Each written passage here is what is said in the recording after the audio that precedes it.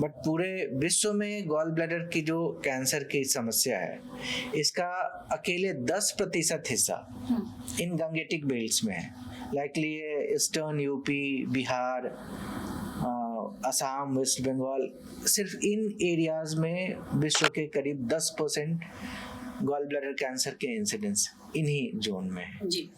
और gall bladder cancer एक ऐसी समस्या है जो हो जाने के बाद इसका बहुत ही शुरुआती समय में ही इसका इलाज है। एक बार थोड़ा भी बढ़ जाने के बाद इसका ट्रीटमेंट नहीं है। देखिए, गॉल ब्लैडर का ऑपरेशन, लैप्रोस्कोपिक कोलेसिस्टेक्टमी आजकल हर जगह, हर छोटे छोटे जगहों में भी होता है। गॉल ब्लैडर जब तक नॉर्मल एनाटमी है, मतलब ज्यादा सूजन नहीं हुई है, ज्यादा प्रॉब्लम नहीं है, तब तक करने में कहीं भी हो जाने से कोई दिक्कत नहीं है। पर जिसमें गॉल ब्लैडर खराब है, समझिए कि पस बना हुआ है या सूजन ज्यादा है, आंतें चढ़ी हुई हैं, इन केसेस में ऑपरेशन के समय कॉम्प्लिकेशंस के रेट बहुत ज्यादा होते हैं जी। हमारे पास कई जगह से पेशेंट आते हैं, सीबीडी में पित्त की नली में इंजरी हो गई, कई बार कॉटरी का ज्यादा यूज कर दिया तो 6 महीने बाद सीबीडी में स्ट्रक्चर आ गए, साल 2 साल पहले कराया, अब सीबीडी में स्ट्रक्चर आ गई है। आंतों में कई बार डियोडनम में इंजरी हो जाती है, ब्लीडिंग हो जाती है। ज्यादातर लोग गूगल से पढ़ के आते हैं, एआई से देख के आते हैं, तो उन्हें बहुत हद तक जानकारी होती है। पर कुछ लोगों के दिमाग में बहुत सारे लोग भर के भेजते हैं कि नहीं, ओपन ही सर्जरी करानी है। मतलब इस एरा में 2026 में भी कई लोग जिद पे उतरते हैं कि मुझे ओपन ही करानी है। नमस्कार, आप देख रहे हैं मंथन टुडे में हूँ आपके साथ उज़मा। मिलिए डॉक्टर साहब से, आप इस प्रोग्राम में आपका स्वागत है। आज हमारे साथ एक ऐसे सर्जन मौजूद हैं जिन्होंने अपने अनुभव और कौशल से हजारों मरीजों को नई जिंदगी दी है। हम स्वागत कर रहे हैं डॉक्टर राहुल कुमार सिंह का, जो रूबन मेमोरियल हॉस्पिटल पटना में जनरल लैप्रोस्कोपिक और जीआई सर्जन यूनिट के हेड ऑफ डिपार्टमेंट है।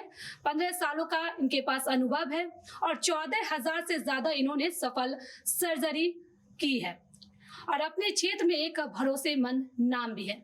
बहुत बहुत स्वागत है राहुल जी आपका। नमस्कार। सबसे पहला मेरा सवाल यही रहेगा कि लैप्रोस्कोपिक सर्जरी क्या होती है और ये ओपन सर्जरी से कितनी अलग होती है? लैप्रोस्कोपिक सर्जरी की एक विधि है जिसमें ऑपरेशन सिर्फ छोटे छोटे छेद द्वारा किया जाता है। अमूमन जो छेद बनते हैं वो 1 सेंटीमीटर और आधे सेंटीमीटर के 2 या 3 छेद बनते हैं, उसी से सारी ऑपरेशंस हो जाती है। ओपन सर्जरीज में लंबा चीरा लगता है, करीब 6-7 सेंटीमीटर, 8 सेंटीमीटर का चीरा लगता है। लैप्रोस्कोपिक सर्जरी में उसके बनिस्पत में बहुत ही छोटा छोटा 1 सेंटीमीटर और आधे सेंटीमीटर के छेद में ऑपरेशन हो जाते हैं। इसकी वजह से ऑपरेशन के बाद पेशेंट को दर्द बहुत कम होता है, रिकवरी बहुत फास्ट होती है। 3-4 घंटों के बाद पेशेंट खाना पीना खा सकता है, अगले दिन पेशेंट आराम से छुट्टी होकर चले जाते हैं। तो बिहार जैसे जगह पे अगर हम बात करें तो क्या लोग इस पर भरोसा करते हैं? क्योंकि लोग अक्सर जो है पहले जमाने की तरह चीर फाड़ वाली सर्जरी पे ही भरोसा करते हैं। समय बदल रहा है, लोगों ने लैप्रोस्कोपिक सर्जरी बहुत करा रखी है, तो जिन्होंने एक बार करा रखी है वो लैप्रोस्कोपिक सर्जरी ही कराना पसंद करते हैं। हाँ, गांव में अभी भी बहुत सारे लोगों में ये लगता है कि अगर ओपन होगा तो ही अच्छे से ऑपरेशन हो पाएगा, लैप्रोस्कोपिक में अच्छे से नहीं हो पाएगा। कुछ लोग जो ये भ्रांति फैलाते भी हैं कि आप ओपन ही करा लो, अच्छे सेंटर में मत जाओ, यहाँ ओपन कराओगे तो अच्छे से हो जाएगी, लैप्रोस्कोपिक में अच्छे से नहीं होगी, जबकि ये बिल्कुल उल्टा है। लैप्रोस्कोपिक सर्जरी में विजन इतनी अच्छी होती है, कई गुना बढ़ा के चीजें दिखती हैं उसमें, तो चीजें बहुत साफ दिखती हैं। सर्जरी का प्रिसीजन बहुत अच्छा होता है, रिकवरी बहुत फास्ट होती है। तो लैप्रोस्कोपिक सर्जरी इन मायनों में ओपन सर्जरी से काफी बेहतर है। अच्छा, आपके पास इतना अनुभव है राहुल जी, तो मैं ये बात जानना चाहूंगी कि आप लोगों को कन्विंस कैसे करते हैं, उनको समझाते कैसे हैं कि ओपन सर्जरी से बेहतर है कि आप लैप्रोस्कोपिक सर्जरी करवाएं? कई बार मेरे पास मरीज ये पूछते हैं कि लैप्रोस्कोपिक सर्जरी के बाद कुछ पथरी छूट तो नहीं जाएगी, तो उनके लिए मैं उन्हें सीधा ही बताता हूँ कि ऑपरेशन के बाद आप दोबारा एक अल्ट्रासाउंड करा लेना और अगर छूट जाएगी तो मेरे से जरूर मिलना। दूसरी बात, मैं मरीज को ये बताता हूँ, ओपन सर्जरी कराओगे आप 4 दिन 5 दिन के बाद छुट्टी हो पाओगे, दर्द रहेगी, रिकवरी 10 दिन 15 दिन में होगी। लैप्रोस्कोपिक सर्जरी कराओ, आज कराओगे कल आप डिस्चार्ज जाओगे, परसों से आप अपना सब कुछ करोगे। अच्छा, एक सवाल यहाँ पे और है कि पित्त की थैली की जो पथरी है एक आम समस्या आज के दौर में बन गई है, तो ये कितना खतरनाक हो सकता है? पित्त की थैली की पथरी एक आम समस्या है, और ये कितना खतरनाक रूप ले सकती है, किस मरीज में ले सकती है, ये पता नहीं होता एग्जैक्टली। कब ये पित्त की थैली से सरक के पित्त की नली में आ जाएगी, ये भी पता नहीं होता। पित्त की थैली में है तो सिर्फ दर्द होगी, कई बार इन्फेक्शन हो सकते हैं, इसको मैं बहुत बड़ा समस्या नहीं मानता हूँ। पर जब ये पथरी सरक के आपके पित्त की नली में हो जाएगी, आपको जॉन्डिस हो जाएगा, पैनक्रेटाइटिस हो जाएगा, तब ये समस्या बढ़नी शुरू होती है। तब आपको एक ऑपरेशन की जगह 2 ऑपरेशन में चले जाते हैं। पैनक्रेटाइटिस हो जाएगी, अगर पैनक्रेटाइटिस हल्की फुल्की है तो अच्छी बात है, लेकिन अगर ज्यादा हो गई तो सीवियर पैनक्रेटाइटिस में आपको आईसीयू में एडमिट होना पड़ेगा, लंबा ट्रीटमेंट चलेगा, रिकवरी में भी प्रॉब्लम है, ऑपरेशन तो फिर बाद में ही होगी। तो आपके खर्चे भी बढ़ेंगे और आपका आईसीयू स्टे हो जाएगा, आपकी बीमारी बढ़ जाएगी। और ये सब समस्या तो है, बट इनसे बड़ा एक समस्या है, कई बार लोग पित्त की थैली में पथरी को बिल्कुल भूल जाते हैं। पथरी है, दर्द नहीं हो रही है तो कोई बात नहीं। जो हमारा ये ईस्ट इंडिया वाला जोन है, eastern UP, Bihar, Assam, West Bengal, ये जो गंगेटिक बेल्ट है, इन गंगेटिक बेल्ट में गॉल ब्लैडर में कैंसर के इंसिडेंस बहुत ज़्यादा है। ऐसे तो रैंकिंग वाइज ये समझिए 13वां 14वां मोस्ट कॉमन कैंसर है, बट पूरे विश्व में गॉल ब्लैडर की जो कैंसर की समस्या है, इसका अकेले 10% हिस्सा इन गंगेटिक बेल्ट्स में है। लाइकली ये eastern UP, Bihar, Assam, West Bengal, सिर्फ इन एरियाज में विश्व के करीब 10% गॉल ब्लैडर कैंसर के इंसिडेंस इन्हीं जोन में है जी। और गॉल ब्लैडर कैंसर एक ऐसी समस्या है जो हो जाने के बाद इसका बहुत ही शुरुआती समय में ही इसका इलाज है, एक बार थोड़ा भी बढ़ जाने के बाद इसका ट्रीटमेंट नहीं है। अच्छा, क्या नहीं तो क्या बिना ऑपरेशन के इसका कोई समाधान नहीं है? नहीं, बिना ऑपरेशन के इसका कोई समाधान नहीं है। इवन इफ आजकल तो पहले, आज से कुछ साल पहले बच्चों में ये समस्या नहीं होती थी, ये यूजुअली 30-35 साल के बाद ही ये समस्या देखने को मिलती थी और महिलाओं में ज्यादा समस्या होती थी। अब के समय में ट्रेंड ऐसा बदला है कि 10 साल से कम के भी बच्चों में बहुत ज्यादा ये समस्या देखने को मिलती है और ऑपरेशन ही इसका एकमात्र समाधान है, इसका दूसरा और कोई समाधान नहीं। जो ये तो क्या इस ऑपरेशन के बाद क्या समस्या आ सकती है, इसे मतलब अच्छे स्पेशलाइज्ड सर्जन से ही करवाना चाहिए? देखिए, गॉल ब्लैडर का ऑपरेशन, लैप्रोस्कोपिक कोलेसिस्टेक्टमी आजकल हर जगह, हर छोटे छोटे जगहों में भी होता है। गॉल ब्लैडर जब तक नॉर्मल एनाटमी है, मतलब ज्यादा सूजन नहीं हुई है, ज्यादा प्रॉब्लम नहीं है, तब तक करने में कहीं भी हो जाने से कोई दिक्कत नहीं है। पर जिसमें गॉल ब्लैडर खराब है, समझिए कि पस बना हुआ है या सूजन ज्यादा है, आंतें चढ़ी हुई हैं, इन केसेस में ऑपरेशन के समय कॉम्प्लिकेशंस के रेट बहुत ज्यादा होते हैं जी। हमारे पास कई जगह से पेशेंट आते हैं, सीबीडी में पित्त की नली में इंजरी हो गई, कई बार कॉटरी का ज्यादा यूज कर दिया तो 6 महीने बाद सीबीडी में स्ट्रक्चर आ गए, साल 2 साल पहले कराया, अब सीबीडी में स्ट्रक्चर आ गई है। आंतों में कई बार डियोडनम में इंजरी हो जाती है, ब्लीडिंग हो जाती है। समस्या ये है कि इस बीमारी में, इस ऑपरेशन के बाद जो ये कॉम्प्लिकेशंस आती हैं, ये कॉम्प्लिकेशंस काफी ज्यादा खतरनाक है। इनमें लाइफ को काफी रिस्क हो जाता है। Simple straightforward gall bladder में सब कुछ ठीक है, लेकिन अगर एक बार कॉम्प्लिकेशन हो गई तो ये मरीज के लाइफ को बहुत हैम्पर करता है। अच्छा, जान जाने का भी काफी खतरा जी। पथरी से बचाव के लिए मतलब क्या किया जा सकता है, उससे बचने के लिए क्या किया जाए? देखिए, नियमित रूप से आपको अपने खाने और हैबिट पे थोड़ा ध्यान रखने की जरूरत है। एक्सेसिव हम फैटी फूड ना लें। इवन इफ अब बॉडी बनाने के लिए फैट बिल्कुल ही छोड़ दिया, सिर्फ प्रोटीन ले रहे हैं, ये भी ठीक नहीं है। आपको एक बैलेंस डाइट लेनी है, फ्रूट्स लेनी है, उन सबसे इम्पोर्टेंट है एक रेगुलर इंटरवल पे थोड़ा थोड़ा लेना है। प्रोलॉन्ग फास्टिंग नहीं करनी, पता चला 8 घंटे बिल्कुल कुछ नहीं खाया और फिर बहुत सारा खा लिया। Rapidly weight loss weight gain नहीं करनी, वेट घटाने की दवाइयां ऐसे नहीं लेनी। तो एक नियमित दिनचर्या में आइए, फलों का सलादों का सेवन करिए, छोटे छोटे अमाउंट में खाना लेना चाहिए और एक रेगुलर इंटरवल पे लेना चाहिए। पानी अच्छे से पीजिए। इन सब से बहुत हद तक पथरी बनने की समस्या कुछ कम हो जाती है। हालांकि इसके बारे में बहुत अच्छे से अब कहा नहीं जा सकता, पहले की सारी थ्योरीज अब लागू नहीं है, अब तो छोटे छोटे बच्चों में भी मिल जाती है। जी जी, छोटे छोटे आपने बच्चों की जिक्र किया राहुल जी, तो मैं ये जानना चाहूंगी सबसे कम उम्र के में कौन सा सर्जरी आपने किया है?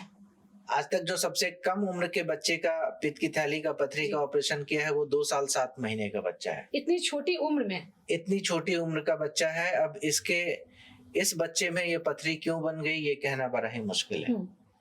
लेकिन 10 साल से कम के बच्चे, महीने में 5 से 10 बच्चे आजकल रेगुलरली ऑपरेशन करता हूँ जो 10 साल से कम के होते हैं।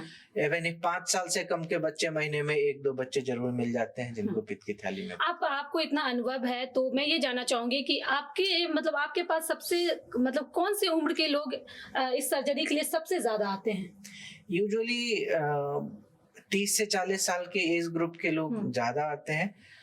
हालांकि अब हर एज ग्रुप के लोग आने शुरू हो गए हैं।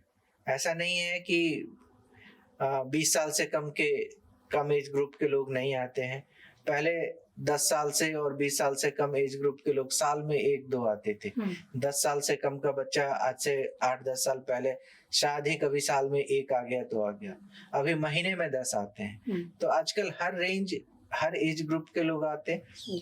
मोस्ट कॉमनली 20 साल से 40 साल के एज ग्रुप के पेशेंट सबसे ज्यादा आते हैं। अच्छा, पहले के मुकाबले अब जो है ये जो भी बीमारियां हैं वो ज्यादा देखने को मिल रही है, जैसे कि आपने पथरी की भी जिक्र की, तो ये ज्यादा बीमारियां आज के जमाने में देखने को मिल रही है। तो इसके पीछे के कारण क्या हो सकता है? हमारे खान पान का चेंज होना जी। जो भी हम मार्केट में फ्रूट्स भी खा रहे हैं तो हम समझते हैं कि हाँ ठीक है हम फ्रूट्स खा रहे हैं जी। बट ये फ्रूट्स के पीछे कितने प्रिजर्वेटिव हैं, उनके ऊपर कितने सारे कलर के लेयर लगा केमिकल वगैरह लगा रखे हैं। इन्वायरमेंटल पोल्यूशन, हमारे खाने का हैबिट बहुत बदल गया। हम जंक फूड ज्यादा खाते हैं, हमारे खाने का इंटरवल बहुत अलग है, लेट नाइट तक खाते हैं, सुबह बहुत लेट उठते हैं। तो हमारा लाइफ स्टाइल और हमारा फूडिंग हैबिट्स ये हर बीमारी को बढ़ाने के पीछे है। अच्छा, आपका अपना एक clinic Anmol health care and stone clinic मलाई पकड़ी चौक कंकर बाग में भी है, जो यहाँ पे भी आपने 500 से अधिक ऑपरेशन किया है।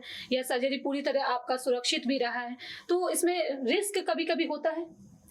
नहीं, मैं अनमोल हेल्थ केयर में यूजुअली जो पेशेंट लेता हूँ जिनमें ज्यादा रिस्क नहीं रहती है, जैसे कोई कोमॉर्बिडिटी नहीं है, कार्डियक पेशेंट नहीं है, ऐसे पेशेंट्स को मैं रूबन में करता हूँ। क्योंकि मैं रूटीनली रूबन में भी डेली करता हूँ और अनमोल हेल्थ केयर में भी डेली करता हूँ। प्रति वर्ष साल के 500 से ज्यादा ऑपरेशंस में अनमोल हेल्थ केयर में भी करता हूँ। तो जी, अनमोल हेल्थ केयर में आपका टाइमिंग क्या है? अगर मेरे जो व्यूअर्स अभी देख रहे होंगे आपको, अगर जाना हो, आपसे मिलना हो तो अनमोल हेल्थ केयर में मैं सुबह 9 से 10 बजे तक बैठता हूँ और शाम में 5 बजे के बाद रात के 8:30-9 बजे तक बैठता हूँ।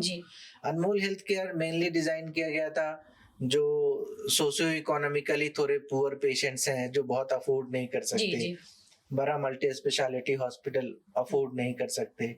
मेरे गांव साइड के पेशेंट हैं जिन्हें कम पैसों में कराना है, एक बेहतर इलाज कराना है, तो उनके लिए किया गया था। धीरे धीरे हर तरह के पेशेंट आते हैं और नियमित रूप से डेली वहाँ भी ऑपरेशन करता हूँ। अच्छा, अभी रोबोटिक सर्जरी के बारे में आप क्या कहेंगे? देखिए, गॉल ब्लैडर का ऑपरेशन, इवन हर तरह का ऑपरेशन रोबोटिक सर्जरी से भी करते हैं। और जो रोबोटिक सर्जरी नई इनोवेशन है, इसमें विजन बहुत अच्छा होता है, प्रेसिजन बहुत अच्छा होता है। जो आप कोई भी चीज, कोई एक टिश्यू कट करते हैं, टिश्यू का डिसेक्शन करते हैं, तो रोबोटिक सर्जरी में उसकी प्रेसिजन बहुत अच्छी बढ़ जाती है जी। अच्छा ना, एक और सवाल यहाँ पे लेना चाहेंगे कि जो लोग सर्जरी से डरते हैं, आप उन्हें क्या सलाह देना चाहेंगे? मैं उन्हें कहूँगा आप एक दिन आकर देखिए, जो पेशेंट ऑपरेशन करा के जाते हैं, एक बार उनसे मिलिए, उनके चेहरे को देखिए और फिर डिसाइड कीजिए। किसी ऐसे लोगों की बातों में नहीं पड़ना है जिन्होंने कराया नहीं है या जिन्होंने किसी और छोटे सेंटरों में कराया हुआ है, उनसे मत ओपिनियन लीजिए। हमारे सेंटर पे आइए, वहाँ जो ऑपरेशन करा रहे हैं उनसे ओपिनियन लीजिए और तब मन बनाइए। अच्छा, समझाने में आपको कभी कभी परेशानी होती होगी, क्योंकि बिहार है, यहाँ पे लोग समझते कम है, लिटरेसी रेट जो है वो कम है, तो सर्जरी क्या है, आपको किस तरह से खान पान करना है, किस तरह से ओपन सर्जरी से ज्यादा बेहतर ये सर्जरी है, तो वो समझाने में कितनी मतलब परेशानी होती होगी आपको? देखिए, आजकल ज्यादातर लोग गूगल से पढ़ के आते हैं, एआई से देख के आते हैं, तो उन्हें बहुत हद तक जानकारी होती है।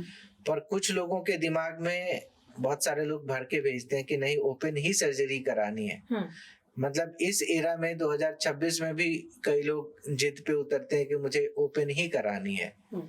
तो इसको समझाना मुश्किल होता है, उन्हें समझाना थोड़ा मुश्किल होता है। उन्हें एक बार, दो बार, तीन बार बिठा के समझाना पड़ता है, तब जाके कहीं वो समझते हैं।